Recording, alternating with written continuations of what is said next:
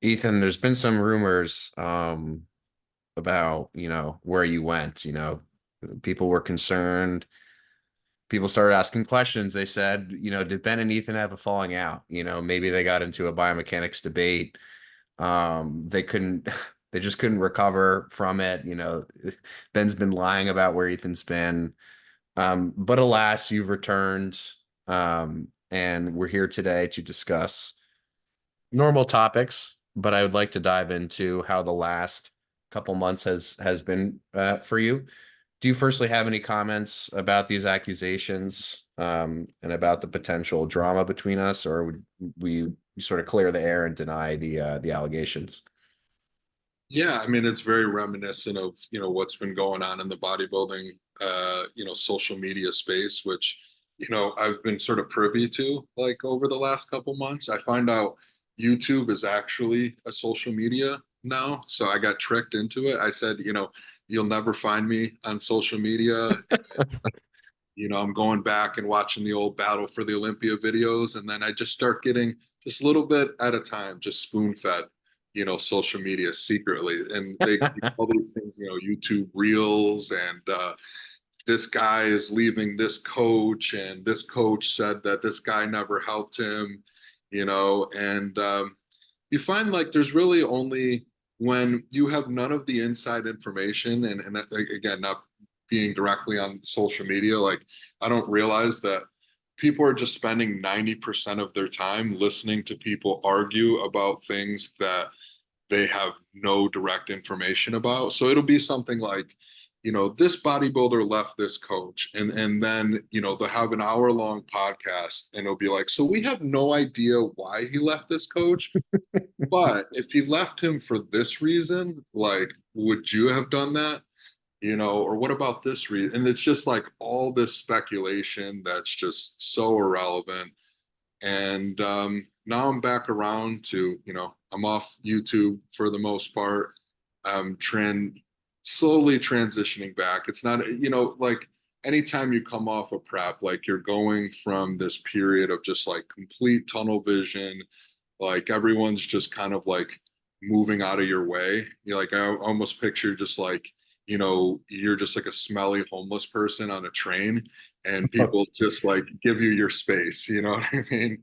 And but not only that, like you give yourself the space to just focus on one thing, and you Mhm. give yourself permission to sort of like, okay, when I'm not doing that thing, the goal is to rest.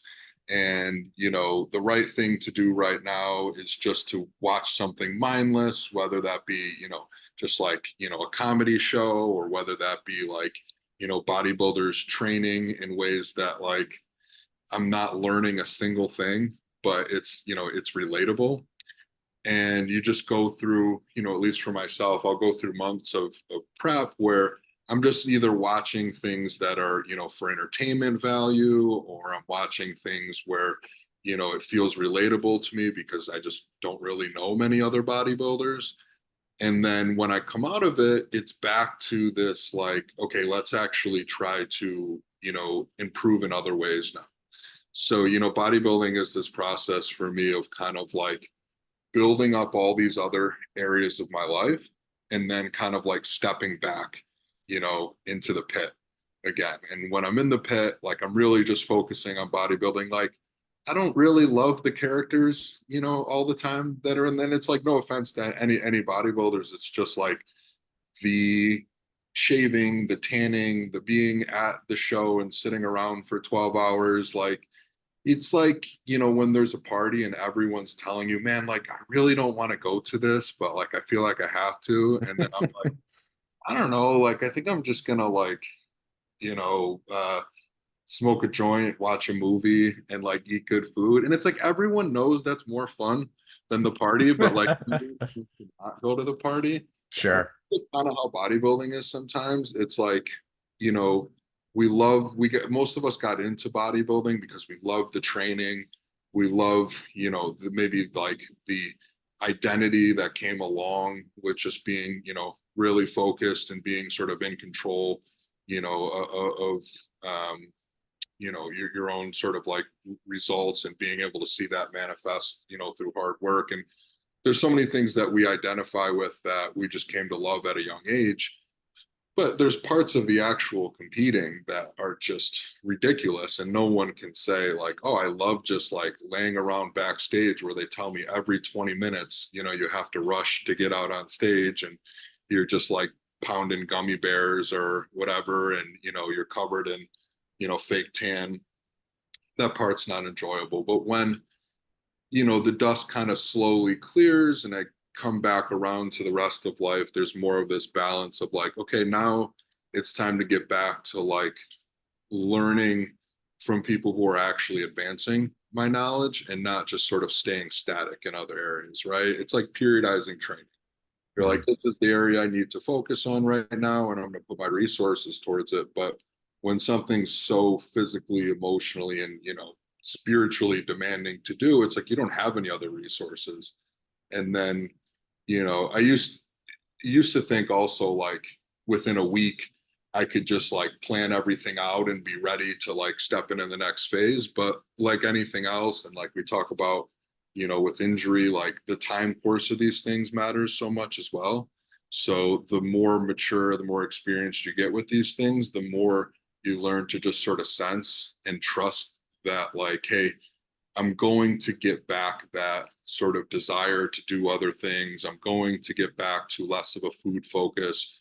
I'm going to get back to a new plan. And there's no rush like to do it right away. And I can sort of see the things unfold organically rather than try to force them.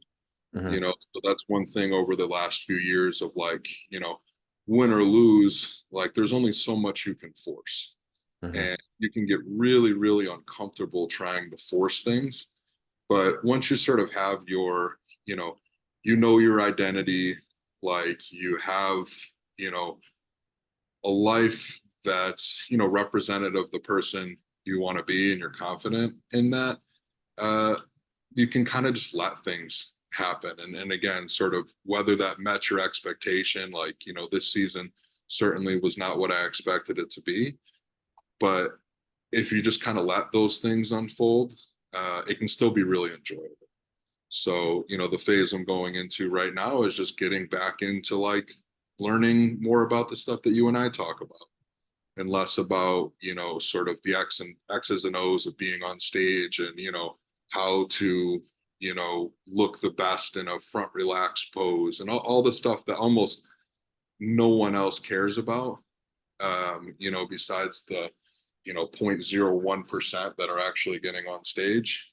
And I'm excited about it. It's nice to be back on the podcast talking to you and outside of the podcast, just have our like daily chats again and getting into a side of health and fitness again that is a bit less myopic and feels like you know it's information that the rest of the world can actually benefit from. Yeah, it's good to be excited. And since you have made the transition, this last week or so or whatever it's been from, smelly homeless guy that people are maybe walking around or avoiding to now you've taken a shower, you've shampooed the hair, you shaved. Um, what are kind of, and you sort of alluded to this, what are the kinds of reflections, and I guess you can maybe start wherever you want with this, that you have on the last, month or so? For those that don't know, you had two different competitions. One was in the sort of second two thirds of May, and then one was last weekend. I believe that feels like it was like a year Less than ago. that. Yeah. Yeah, Jesus.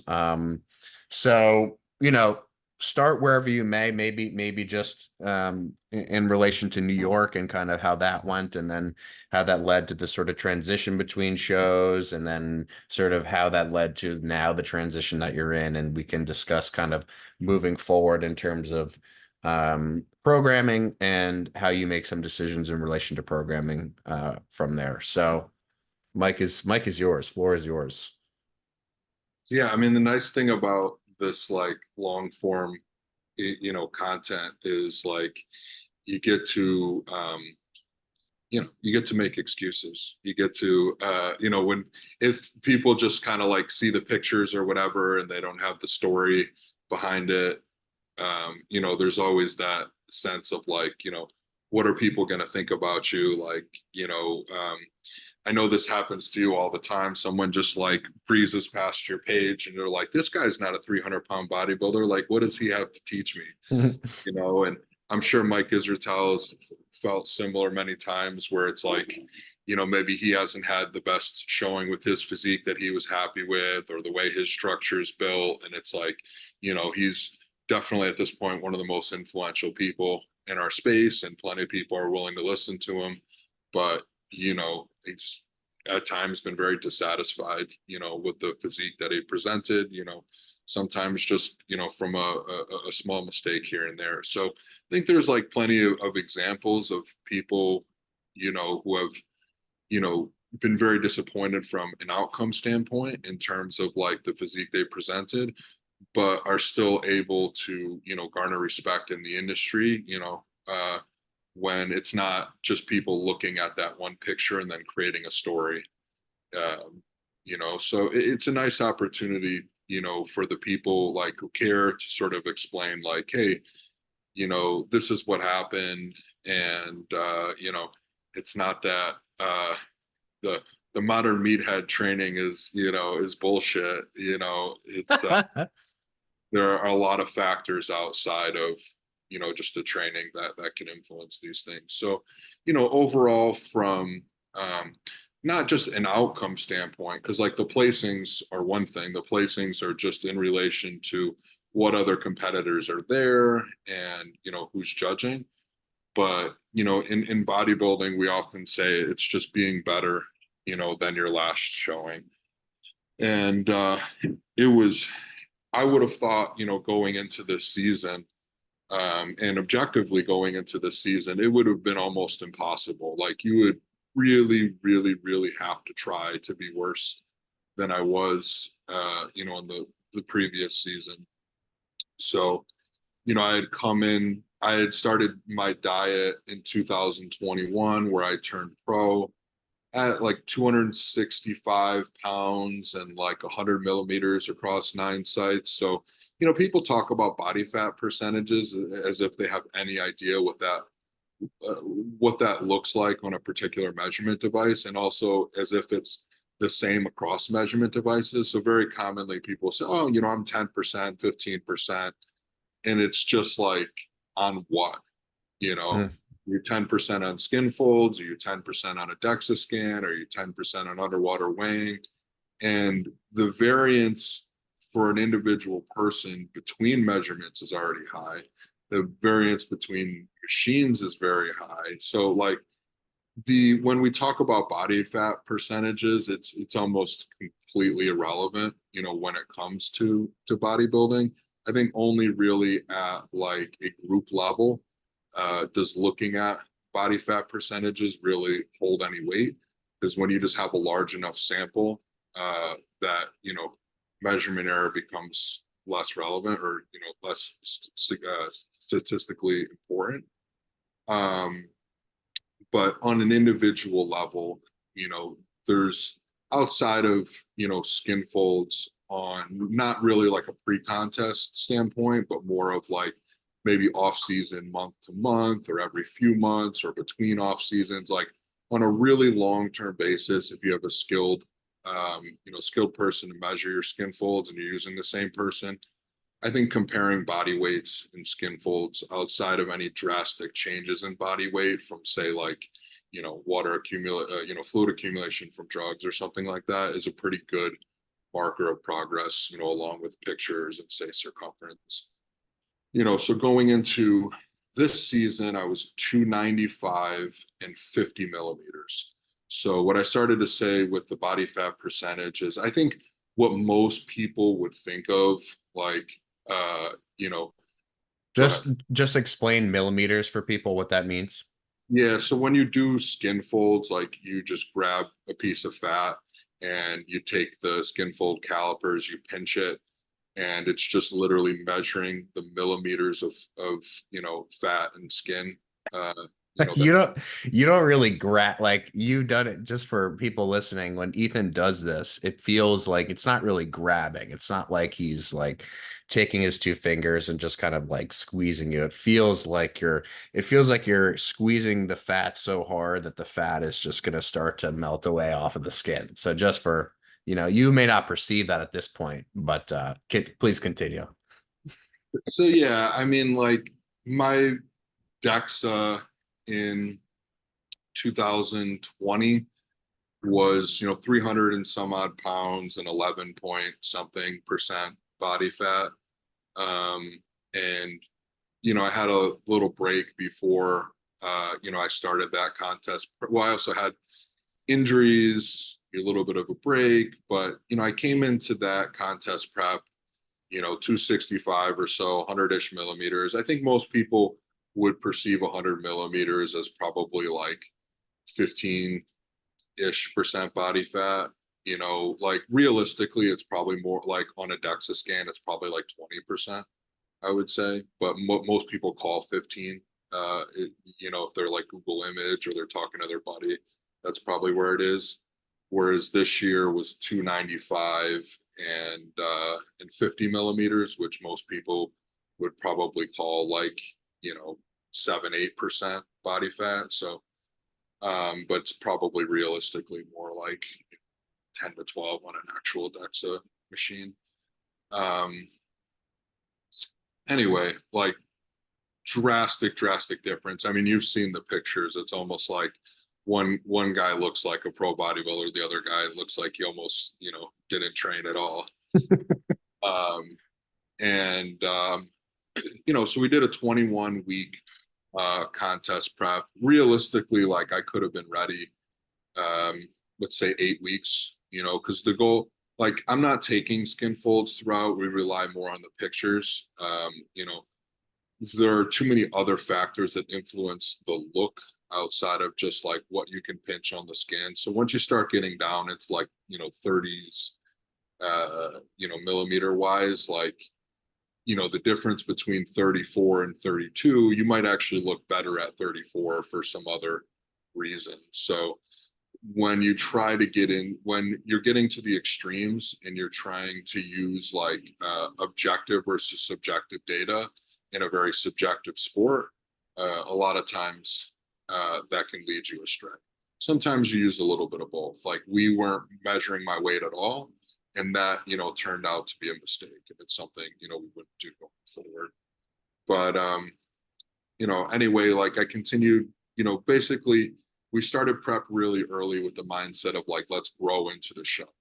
Like let's, I came in, to contest prep, obviously like, off cycle, and it was like, all right, now we can, add food, add gear, grow into the show. Like 20 weeks for me is pretty like familiar amount of time for like a training block. It's a little bit on the longer end, but if you're kind of easing into it and then the last week is a peak where you're not really training as much at the end, that's a manageable amount of time for me historically. That's like survivable, especially with some of the drop in training volume that I would do towards the end.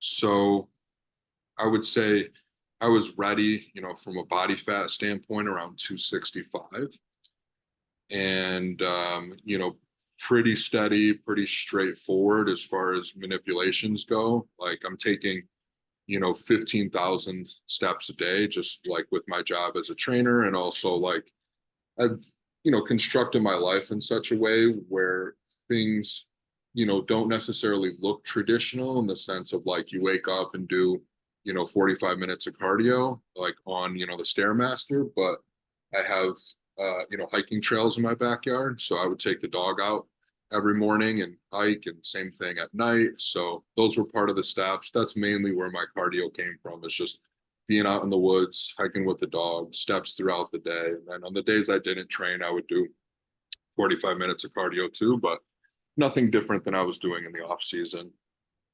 And I think we started about 6,000 calories. And when I was sort of maintaining weight around 265, somewhere in the ballpark of 4,000, maybe not really any less than say 3,500, on any given day. And then, we had tried a similar approach to what we did in 2021, where the depletion was very low carb, very like high rep, full body training. From a physiological perspective, like the concept is you go through some glycogen depletion and theoretically, make your body more sensitive and more able to store glucose, as glycogen in the muscle. And the thought process being like, oh, you can quote unquote super compensate and store even more glycogen in the muscle if you go through a depletion process. But, like many other things, in sport, like when you try to get an extra few percent, and you do something novel, especially with, a body that was just so much different than in prior years. I mean, we're talking about at least 30 more pounds, of, lean body mass at the least. And, I had went from competing at, you know, 190 something to 240 to 250 to now what would have been, mid 260s, so it was like a 50-pound jump, and then another, 15 to 20-pound jump, on top of that. Like we're dealing with, almost an entirely different species. So in that depletion week, simply just going down to 200 grams of carbs and doing like circuit style depletion training, I lost somewhere in the range. Again, like I wasn't weighing myself every day, but when things got really bad, I'm like, let me just step on the scale and see. So I know I went from 265, where there was, very little body fat on me. Sometimes it would get as low as like high 250s. But when I woke up one day and I was like, okay, things seem like they're really starting to go south, I was 235, and I hadn't been 235 and I can't even tell you how many years. Like, so I competed, like I said, 245, 250 back in 2021. I had, 20 plus more pounds of muscle tissue on me. So that was the week of the show. And then to try to fill back out, was really like an impossible feat. So I was literally eating 25 to 30,000 calories a day. So I would have my normal, like my base diet was at that time 1,500 grams of carbs, 400 grams of fat, or sorry, 400 grams of protein and pretty low fat. And then on top of that, it would be like every morning I would, get either like 10 pancakes or like 3 like pound cakes or something like that. So like 4,500 calories right there in the morning. Every night was 5 guys, where it was like two like triple burgers, 2 triple bacon cheeseburgers with like 2 large fries that filled up an entire bag. That was another 6,000 calories there. Go to the movies, sit down and just, basically eat candy, like, for a few hours. So like I said, that, that carb up process was literally in the range of 25, 30,000 calories for a few days, to the point where I was like, I'd wake up in the middle of the night just, because I threw up in my mouth, basically. I mean, literally. Yeah. And, a good lesson there. I mean, yeah, I'm working with a coach, like, and at this point in bodybuilding, everyone's working with a coach, like in any sport. Once it gets to the point where, there's more money involved, there's more competitors involved, like there's more press involved, like no one's coaching themselves. So, maybe 20, 30 years ago, even more than that, it was a different story. But at this point, when we're this fatigued, to make these type of decisions on your own is, is unwise, right? And then also to go against, like when you hire someone and, you decide to do, part of it your way and part of it their way, you're never going to know what the right answer is. So it's not like I'm eating, the Five Guys and the pound cake, because I think that's what I need to fill out, or I think I'm not big enough, or anything like that. This is literally, I get a text in the morning and this is exactly what it says to do. So this is, the plan verbatim. Um, and I think just, again, just based physiological concept here is like, you can't rush time, right? Like there are certain processes that are just time dependent. And, in this case, we can shove that much food down my throat, but that doesn't necessarily mean there's enough time, to produce the look uh, that we want. Like, what is the most likely outcome going to be?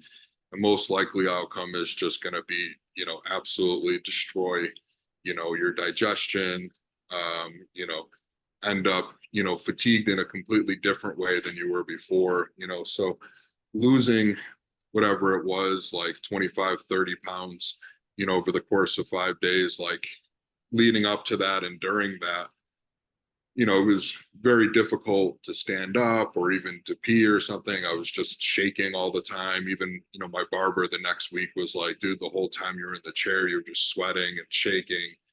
And, just basic functions get, really, really perturbed at those extremes.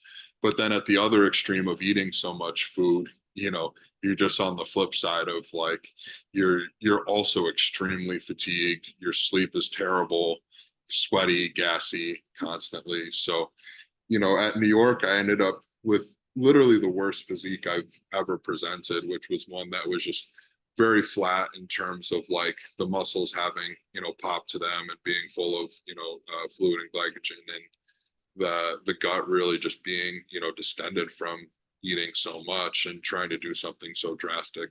Had I stepped on stage literally at any point outside of the first 6 weeks of prep, like it would have been a better outcome. So, stepping off that stage, it was kind of like, okay, um, let's, my I've worked with this coach, for a few years now. We've made tremendous progress in the off season. A lot of the off season, because I am in a stable place mindset wise, and I like to think I sort of know what I'm doing. Like I can handle most of that myself, and it's mostly just like a consultant type thing.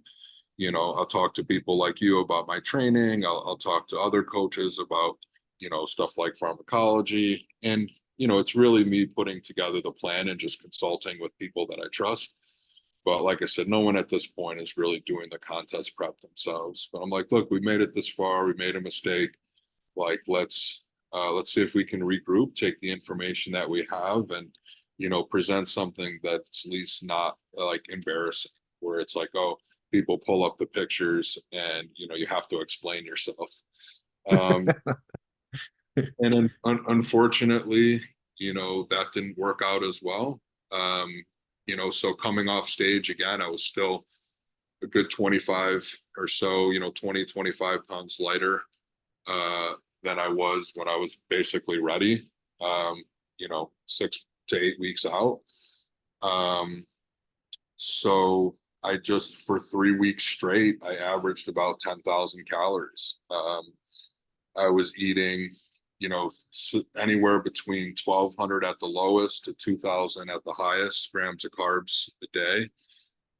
We found that didn't boost my weight enough, so we added anywhere from 150 to 300 grams fat, and then protein stayed stable around 400. So somewhere on the order of, 10,000 calories a day for those few weeks just to fill back out. And again, that, it just takes a toll, on your gut, putting down that type of food. I just got my blood work back, and it's pretty amazing to see that even with, almost no like, body fat on me, my blood glucose markers are still like really, out of whack compared to where I'd normally be. Mhm. So, very, like if you would almost never see someone in a prep for 3 weeks, eating 10,000 calories. Maybe there's the very rare person, and I can name them literally on one hand, who you would see carb up on, 1,500, 2,000 grams of carbs. Like you hear stories about that. But this was literally for 3 weeks straight.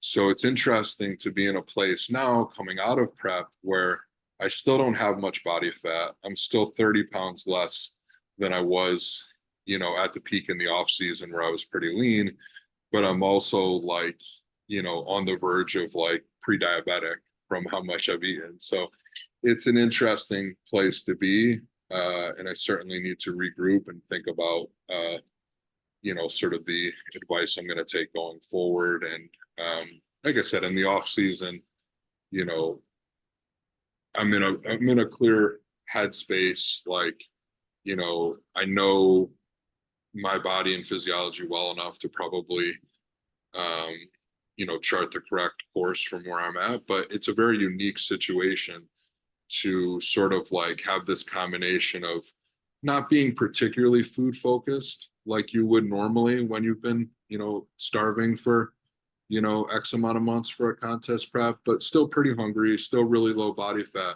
but also metabolically like not in the best place, to take food.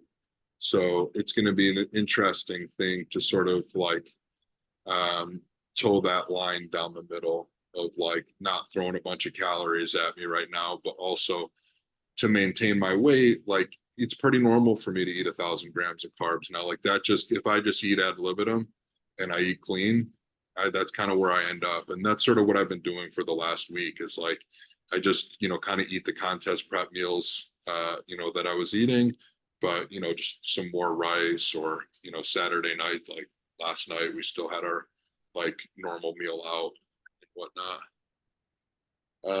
Yeah, so that's kind of where things were from a contest, from like a competition standpoint. So even like with Toronto, the look was a lot fuller, but it was just out of shape. Like the conditioning wasn't there. When I put the pictures side by side with New York, like I'm heavier, but it almost to me just looks like an off-season conditioning. So sort of need to reconsider going forward, the advice I'm taking from, a contest prep perspective. But I think off season wise, like, my waist looked good in the off season. Like my circumference measure, my waist was actually smaller than it was, at the same weight, at the same skin fold. So I'll typically look back and I'll compare three things like, what were my skin folds at the same weight?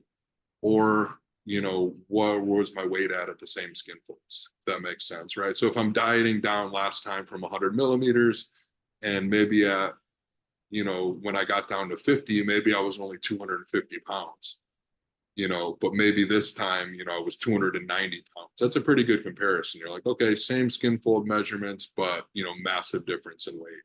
Or vice versa. You say, okay, I was the same weight, but much lower skin fold. So you're leaner, but you're at the same. And then, also you can look at circumference where you're saying like, okay, I'm the same skin folds, but my legs are 1 inch bigger, right? So maybe it's not just like a body fat thing. And I think that's honestly, and we'll get into this with the training, I think that's one of the hardest things to decipher is like specific body parts where you're like, did my delts grow? Mhm.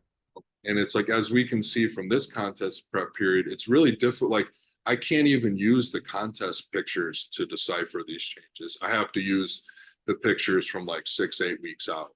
Because if I use the contest pictures and I say, did anything grow? I'm like, no, everything got worse.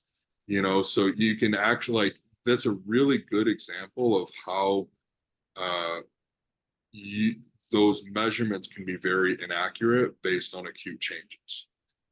So even just taking a vacation for a week or two or having an injury or something, like things like, circumference, body weight, skin folds, they can all fluctuate, um, significantly in an acute amount of time. And not to mention what you would get on like a DEXA scan with lean body mass or whatnot.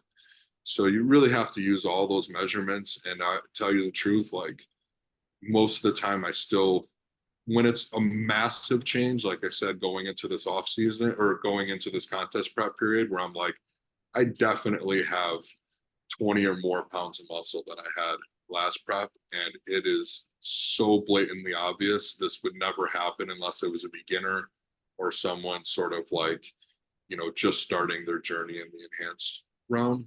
But when it comes to like, oh, did my middle delt improve from season to season? And how, and what do we do about that? Do we do less volume? Do we do more volume? Like, those are much more difficult decisions to make. And most of the time, it probably doesn't make much of a difference in terms of your placing anyway, to tell you the truth.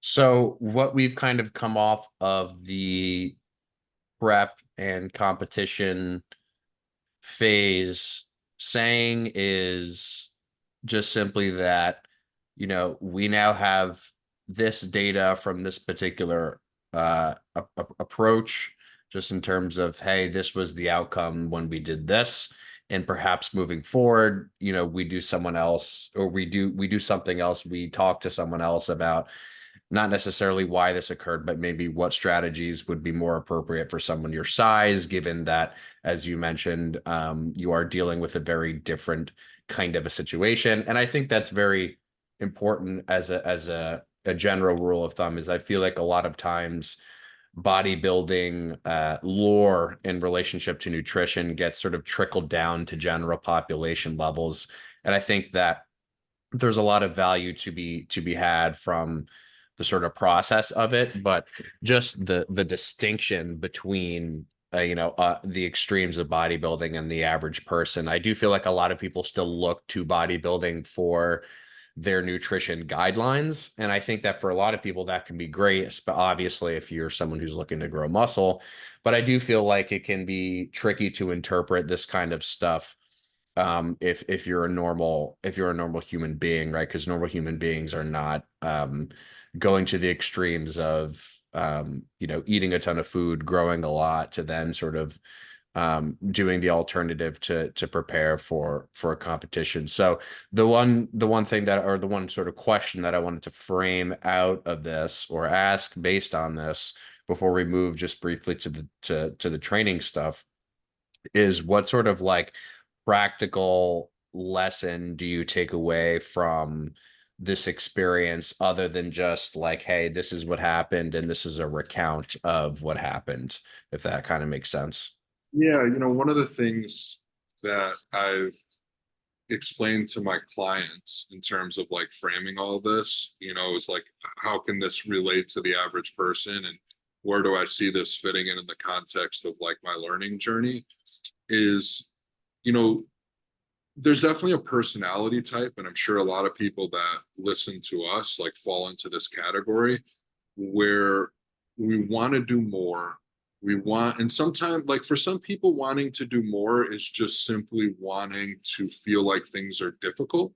Meaning, like, I was just listening to another podcast. They were talking about leg training, and the guy, did the classic set on the leg press where people do this like on like lateral raises too. There's the two most common places I know of, where on the leg press they'll put one plate on, they'll do 10 reps. They put two plates on, they do 10 reps, three plates until they can't do 10 reps, and then they go back down. They do the same thing on lateral raise, and it's just like, that's just something you do because like you're masochistic. Like you just wasted so much time doing one plate for 10 reps if you can do 15 plates, for 10 reps. Or it's just like, these are things I used to do as a kid because you were looking, for something that's really just scratching a psychological itch. Sure. It's like, we're going to introduce this level of like danger or this level of novelty, that's just like totally unnecessary, but it's fun. And I think that's cool, man. I think again, that's like how a lot of this passion, got started. And I don't think it needs to be like, you need to completely divorce yourself from that. But at a certain point, in order to progress, I think understanding the difference between something feeling difficult and something truly leading to progress is really important. And in this particular case, a lot of people that might listen to us uh, the distinction that needs to be made sometimes is like there's this novel thing that I feel like other people don't know. And if I can learn this thing, so for some people, it's an effort thing. Like if I can just suffer more than other people, I'll get a better result. And for some people, and maybe they're in both categories, but oftentimes, it can be one or the other, and they can be criticized for that, which is that, like, well, if I just know more than everyone else, like, I'll get a better result. And if I can go to these places, like, if I can, you know, it used to be you have to travel, and meet with these people. But now it's just like, well, if I can, download this seminar and I can learn this stuff, or I can work with this guru, who has this knowledge that no one else has access to, then I'll be able to, achieve things that nobody else can because, I have this, this superpower of either work ethic or the superpower of intellect. And I see that as a reoccurring theme for me that, I've been working on, for years to kind of find that push and pull of like, you kind of go into the intellectual side and then you move into just like, okay, it's time to, do the work, or it's time to, focus on, the quote unquote fundamentals, right? And I think that's why during contest prep, I just listen to a lot of bodybuilders and I don't try to learn new things. Again, I'm working with a coach, so at the end of the day, like what I actually do is completely driven by what this person writes, in the email. But that's part of why I don't want to learn new things at that time. I don't want to like question it. So for me, I think, we've seen this with like pain, for example. Like you and I have gone through periods where it was like, well, if we do these tests or we do, these, quote unquote corrective exercises or whatever, or there's some knowledge out there that can sort of bulletproof me, right? Like if I work harder than everyone else, no, I can't lose. Like if I learn more than everyone else, it's this sense of like security, right? And I think a lot of times, like the fringe of knowledge that's too far outside of your domain, where it's like, okay, this is kind of like stuff that hasn't been quite, tried and true at this point, and we extrapolate too far and just say like, okay, no one else is doing this, and we don't realize like, well, maybe there's a reason no one else is doing this, and not even necessarily because everyone else has tried it. It's just simply like there's some reason somewhere that we can't see and we don't know, and the people that we're talking to also don't say I don't know enough. And sometimes it takes many years to realize like, wow, this person really didn't have all the answers that I thought they did, and it should have been a red flag earlier that they say, I don't know, or look for advice elsewhere. And there is this kind of like middle ground, especially with coaching, right? Like a lot of the best coaches seem to be the people who connect with their athletes, on sort of like a psychological level and pull the most out of the athlete. So at the end of the day, like the athletes, genetics are really the main thing that's driving the boat, right? Like what kind of potential do they have physically and psychologically, to be the best at that sport? Like, are they built for it? And if they're built for it and the coach can pull the most out of them, the sort of like dotting the I's and crossing the T's, like it just has a lot less relevance than like the big rocks. So all that being said, I think like the major lesson for me was just another example of where I've sort of overreached in terms of looking for, you know, just the highest like quality of scientific evidence around something, but not necessarily going in a direction that's been like, tried and true. And I think going forward, I need to make sure I have people in my camp who are currently producing the results, rather than just like have the theory, behind it. you Hmm. know we know a lot of people who are posting, or who maybe say that maybe they're PTs and they say they work with or in that realm of like dealing with people in pain, who say they work with athletes, but they don't really. And then it's like when you actually do work with athletes, or people with work that are working with athletes, like the problems that they're solving are simple problems. And it's the same thing working with the Gen Pop. It's really not that much different. Like we may have thought at one time, like if someone's lacking this thing, we need to go get it with this exercise. And now the way we're solving problems is so simple.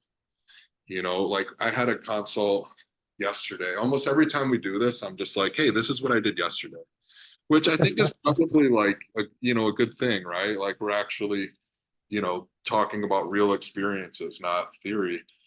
And I just been harping on this guy, like, dude, you got to get more steps in. Like, we don't like you're only getting a few thousand steps a day. You're not getting outside.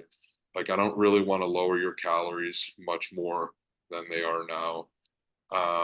And so he went from 3, then up to 6, and now he's at 9,000 steps. And I was so amazed at how much better he looked in every way, that it was one of those things where I was like, yeah, I think this is like a good idea, but I didn't think it was going to completely change the way that he looked. Um, Yeah.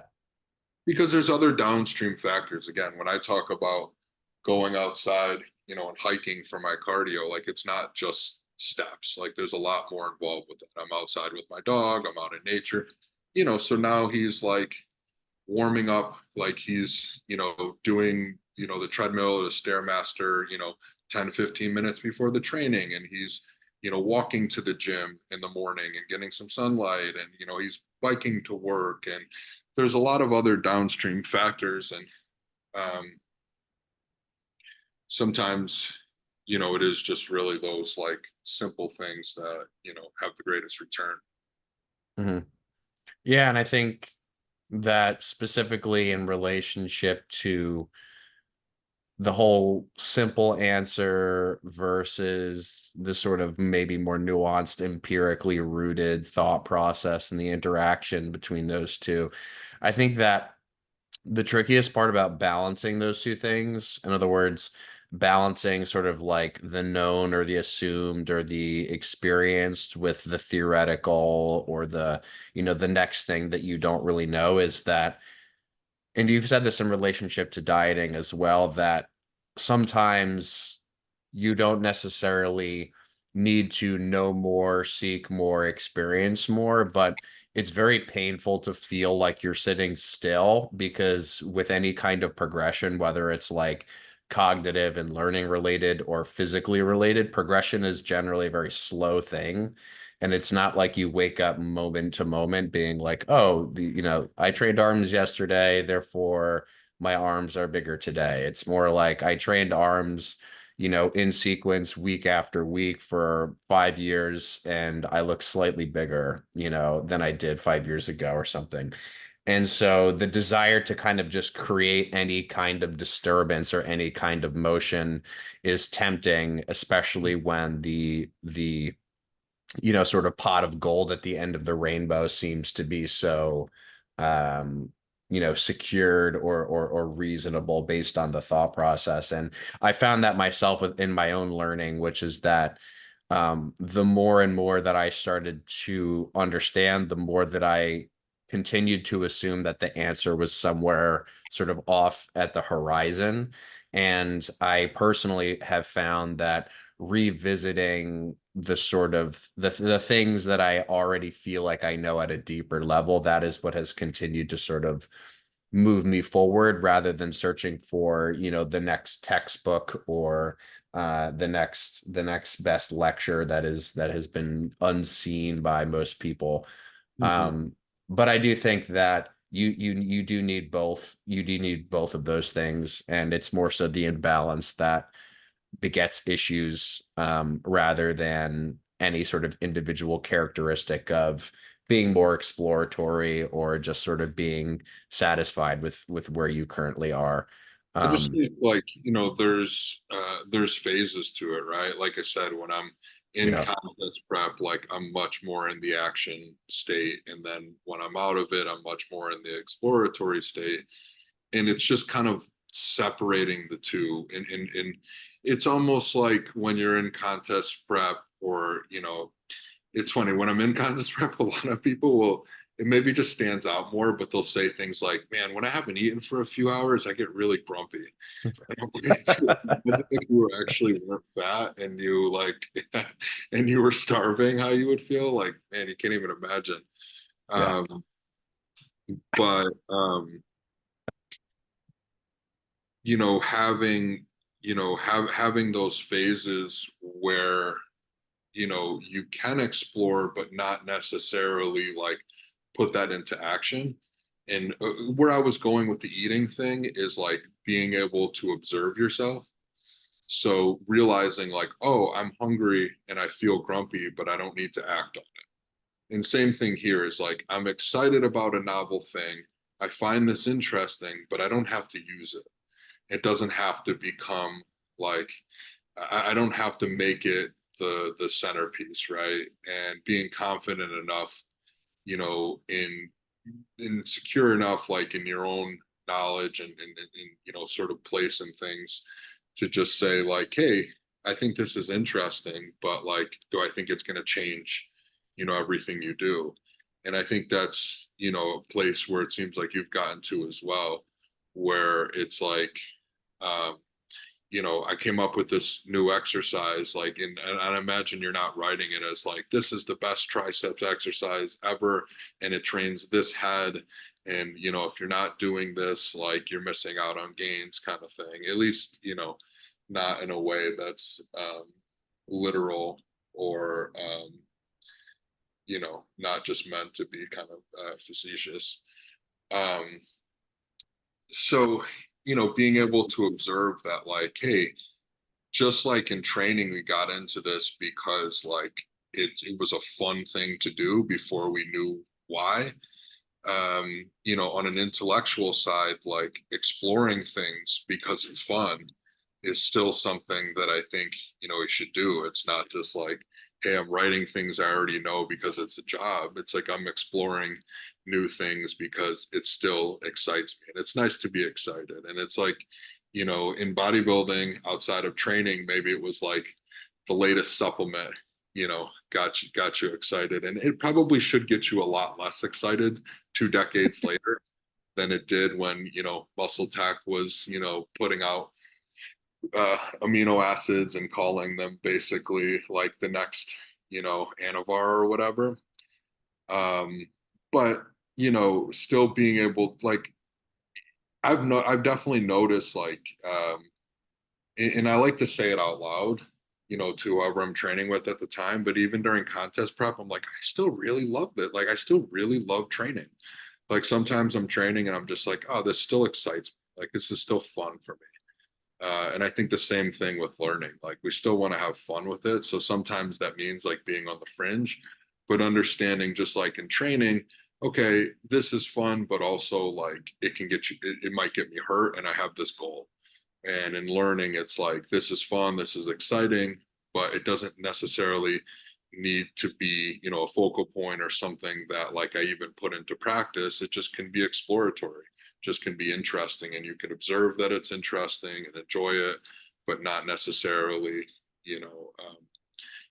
put it into practice. And I think, the closer you get to trying to, whether it be for you, if you were writing a book or putting out, some sort of content, or, I'm competing, like the closer you get to putting something out into the world, or to, trying to achieve something at a high level, I think you more and more have to narrow in on like, what do we know? Like, what do we actually know? And sticking to sort of like, some tried and true things that have strong evidence behind them. And for me, that's like making sure that I'm, working with people that are currently working with Olympia competitors that, are consistently, month in and month out, producing people that are, in shape at that level.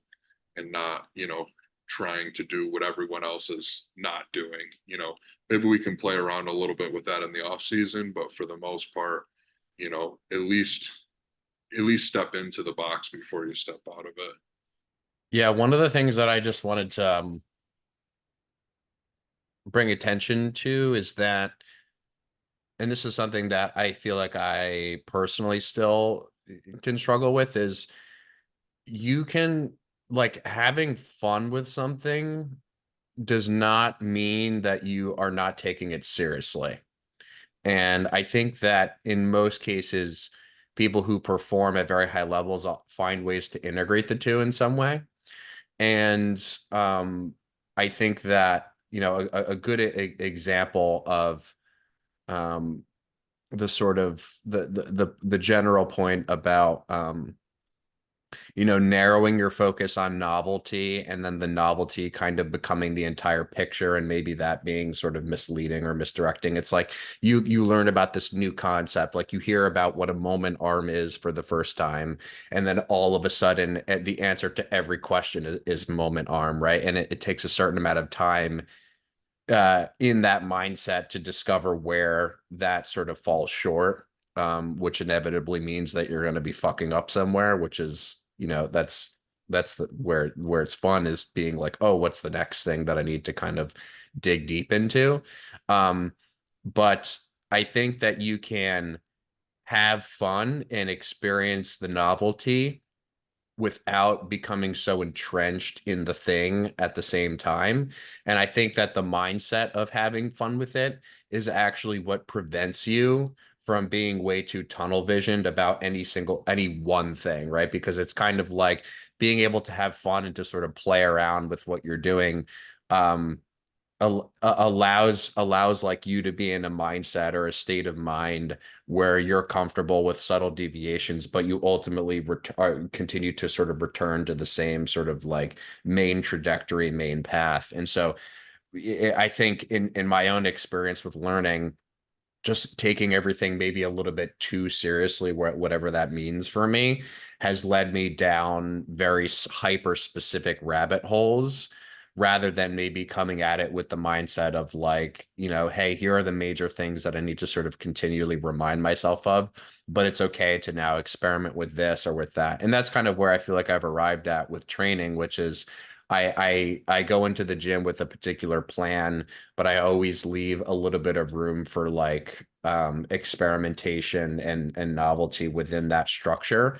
And so it's kind of like if you structure, it sounds kind of weird, but if you structure the fun in some sense, you are able to sort of stay within a specific direction or within a specific path. And I feel like the fun only becomes a problem when the fun is all that the thing is, because then it's kind of like you're zooming in so far on a single thing and everything else is sort of pivoting around that one, object. Um, and I'll analogize this lastly with an experience I had recently. So I've been incline walking a lot. 13-degree incline, 14-degree incline, pretty good, pretty Yeah. good. Usually about a 3.5 mile per hour pace. So like I feel like I'm moving pretty good. I mean, like my cardio would like, again, off season contest prep was about the same, but 3 miles an hour, 10-degree incline, pretty standard for Yeah. me. I could even find myself at 2.8 and 8 once my heart rate is up there. Especially a lot of times I'll do like a version of the Stairmaster first, get my heart rate up a little bit. But yeah, 13, 15 is steep, 3.5 is fast. Yeah. I'm slightly lighter than you, so that's a factor, of course. But anyhow, also my dorsiflexion, skills are probably a little stronger than yours. So, we need to take that into account. That's it. Yeah. Yeah. But anyhow, what I notice on this incline walk is I'm unfortunately positioned, in my apartment to where I'm either directly in front of a wall, like I'm staring immediately at a wall, like as close to my monitor as to me right now. There's the wall or a window. And so usually what I'll do is because I try to spend this time now, um, just seeing if I can be bored for the amount of time that I'm doing the cardio. So it could be 20 minutes, 30 minutes, whatever it is, but I won't bring headphones. I don't listen to anything. I don't watch anything. I just kind of let my mind go where it wants to go. And I try to return my focus back to a specific point on the wall that I'm staring at. So it's kind of like a meditation, like staring at a candle type of thing. Um, Anyhow, the reason this relates is because I noticed that wherever on the wall or on the window that I stare, everything else, because my head is moving upward and downward as I step, up the incline, everything else start pivots around the point that I'm staring at. So if I'm staring at the window, the walls will kind of look like they're moving upward and downward relative to the window. If I'm looking through the window, it looks like the trees outside are shifting upward and downward, right? And so the point just being wherever you are, wherever you happen to be looking, right? Everything else sort of in essence is like moving around this thing. And that's not a problem until you start to only just continually look at the same spot and everything else feels like it's moving around that spot. And so I feel like it's very difficult to kind of structure intentionally looking at different things in different places.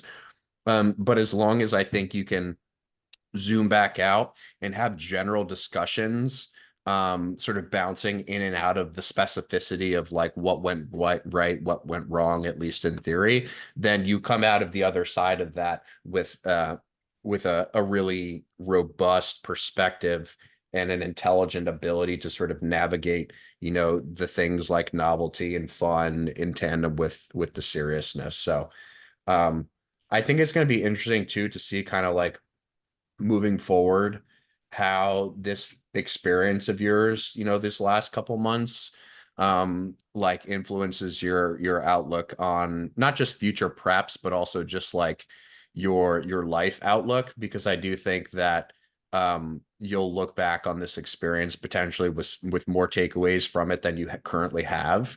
And you'll like experience maybe something different with, another coach moving forward, and that will maybe better inform you about like, oh, maybe this is, sort of one of the areas that we were doing this thing before and now it's working better, or maybe you do figure out that like there were certain elements to that were valuable. Although it is very easy to look back and to justify like horrible experiences, when you're sort of out the other end of it and be like, oh, I needed that to like, learn this thing. Perhaps that's true, but it doesn't, it didn't necessarily need to be that high No. magnitude. Yeah, I mean, starting with what you were saying about kind of like, being myopic and staring at an individual point, I think just having a grander sense of where you want to go in life and who you are just kind of gives you the most perspective on those things. So, that point on the wall might be a bodybuilding show. That point on the wall might be, Hmm. a job opportunity or something. But, to tie it into what you're talking about now, um, I said to you, like, I mean, you saw me transition after the shows, like, and a good amount of details on just everything that I went through and the years of off season between the two shows, between, just really, really, catastrophic back pain and going through, a year's worth of rehab there. And, just all the like daily ups and downs that come along with trying to do something on a really high level, just walking around at 300 pounds, the excessive food, the small amount of food, the relationship, difficulties that come along with, both the level of fatigue and amount of time, and the tens and tens of thousands of dollars that go into, this type stuff, like the structuring of your life entirely around a specific goal, and to get that sort of outcome where you actually move backwards after years and years of putting in that type of effort, like that can potentially be a pretty catastrophic thing if you just look at it through that one lens. But for me, the sort of like zooming out from that one spot on the wall is just simply that, like, the goal isn't to be the best, bodybuilder in the world. Being a great bodybuilder is part of the goal of what I think helps me have a great life. And, it's just something that was given to me. If it had been, football, or if it had been being a physicist or whatever, it doesn't really matter. It's just the thing that, was given to me that I had an opportunity to do that allows me, to express my talents and the things that I'm, passionate about. But, when I zoom out and it's like, well, the end goal is to have a really good life and to just, enjoy this process in its entirety, whether it's looking back on what you've done or whether it's just in that moment, how do you feel? Um, then you can have a little bit of perspective on just like, well, I didn't create this outcome. Like, this outcome happened. It's, like I said to you, it's like, if your house burns down by something that was completely like outside of your control, it's something that happened, something that you didn't necessarily, directly do. And you could look back, like you said, and say that, wow, that was the greatest thing that ever happened to me because, it changed my course. Well, who knows? Like if I, would have come in and, beat Nick Walker or something, like my life would probably be pretty fucking awesome. I had no expectations of doing that, but like, there's no way I would say that, you know, doing well wouldn't have been a great thing too. And if this experience would have went well, like, what that would have done, for my relationship with, my wife and my coach and, my friends and my family who were all there, that would have been great as well.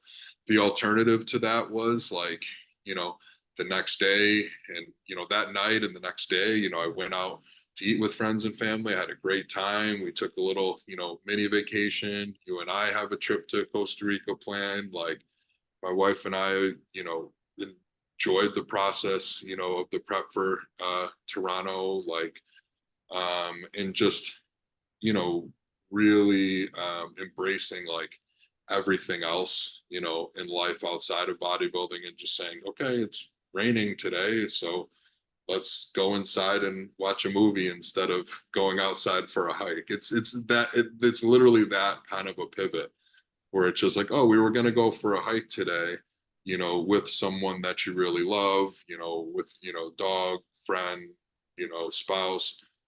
And they're like, oh, it rained, so I guess I'll do the same thing, inside. And that's kind Mhm. of how it feels. You know what I mean? It's like I was doing this bodybuilding thing with people that I love and enjoying it, and it rained. So we're gonna go do this other thing.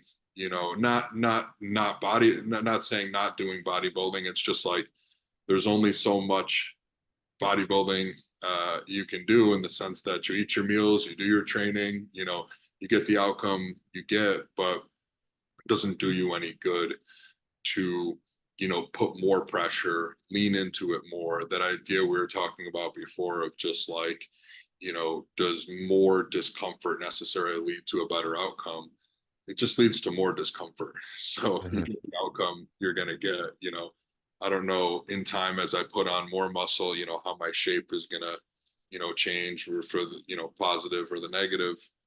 But like, there's just so much of this shit that we don't control.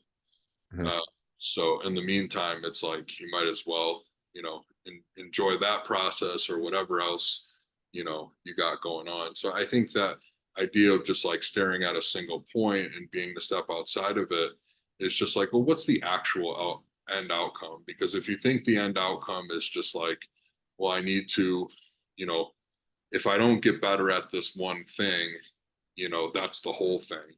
And then you zoom out and you're like, well, really the whole thing is much greater than that. And there's just a lot of roads, to Rome. And that ends up being the case. There's just like so many different roads that you didn't see, in order to get there. Well, if I may, to sort of wrap this up, and then I'll kind of I think I'll tease out sort of what we'll talk about next week. Because I had a feeling we would go a little bit longer with this topic and before we got to the training stuff. So we can leave the training stuff, I think, for next week. And I think that'll lead into a broader discussion of like making programming changes so we can kind of integrate that more broadly. Yeah. Um, but if I may, just on a personal level, like I think that it is very easy to if you for anyone that knows you, like that knows you well, they would have expected that this is kind of the way that you would handle this kind of thing. Um, in terms of just like experiencing a difficult thing and being able to come out the other end of it with more perspective rather than less. I think people would have expected that, but to actually like put the money sort of where your mouth is, or you know, whatever analogy fits there. You know, when the rubber hits the road and shit doesn't go well, like I think that this is definitely a testament to your overall mindset and the way that you operate. And it was, as shitty as the experience was, it was cool for me to kind of see you handle that with the same degree of like poise and respectability and maturity that you do in other areas, and with other things when people come to you with those problems, because I think it's very common for people to give that kind of advice and then to experience that kind of thing, and for that advice to really not sort of shine through. But I do definitely think that you embodied that, and that you sort of um, continually made sure that you were not so focused on staring at the single point. So I commend you for that, and one of the many reasons that I appreciate your existence and your presence in my life. So um, anyway, with that said, um, training moving forward will be an interesting thing. We discussed it briefly this week, but I would like to sort of make that next week's topic in terms of how you're making some decisions moving forward, and then what that'll look like, and then how people can maybe apply that more generally to their own training, if that sounds good. It's good. It's good to be back. All right, man. Return. We'll see everyone next week, and expect some conversation about programming, about making changes to programming, and then potentially how you can maybe sort of make decisions in your own programs for you know, your goals, and specifically how you can, you know, make assessments about whether or not you've made you know, progress over the course of you know, whatever amount of time period it is. So we'll see everyone next week. Back to the Ben and Ethan show.